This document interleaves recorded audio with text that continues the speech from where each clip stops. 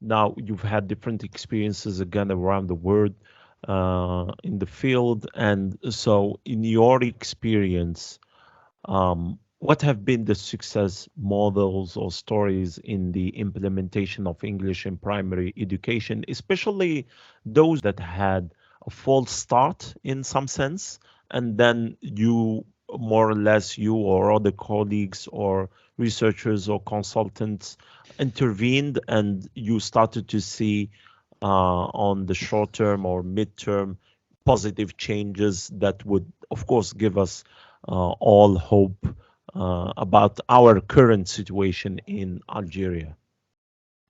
Yeah, yeah. The first thing I'd say in response to that question is it's important to be realistic about, about the time it takes for these new systems to, to become embedded and to settle down. So I think realistic expectations. That's why I said earlier, what are the goals? Short term, medium term, longer term. But it's important to have, at least in the short term, realistic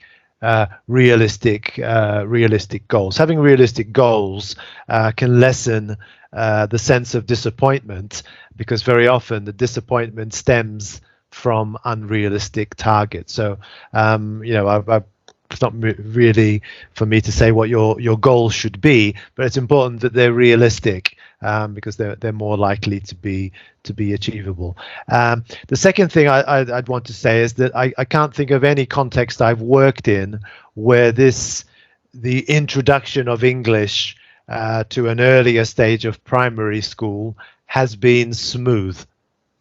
I can't think of one, because it's such a big step. It's such a big step, and it implicates all sorts of, as I said, political and social cultural factors. Like in some contexts, the move has been opposed by parents or by the population because they think English threatens the local culture, for example. The good thing about the situation in Algeria that this has been a popular demand, a huge popular demand. The other good thing is that everybody is happy about this. Yeah. Like really happy. Those who are, like I said, a bit pessimistic is not because of the English language itself as a language, but it's on the contrary that they want this so much that they want it to be done in a very good way so that the project doesn't fail. So That's they right, are not like I've not met anybody who is against the project. That is, this has been welcome. That's good. That's good that there's popular demands. That all of a sudden everyone's going to become proficient in English in a very short time, and it doesn't work that way. These things take years to unfold.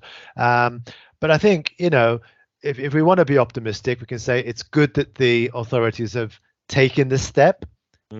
Even if some people feel maybe it's gone a bit too quickly, they've taken that step. And as long as they understand that the situation needs to be monitored and that stakeholders, the full range of stakeholders, including students, but parents, teachers, school leaders, teacher educators, other kinds of expert inspectors, as long as they understand that stakeholders need to be involved in the process of monitoring what's happening and providing feedback, and then the authorities are taking this feedback into account and using it to refine their approach, then there's reasons for optimism. The problem can be, in my experience, if this process of stakeholder engagement doesn't happen, because then of course the authorities will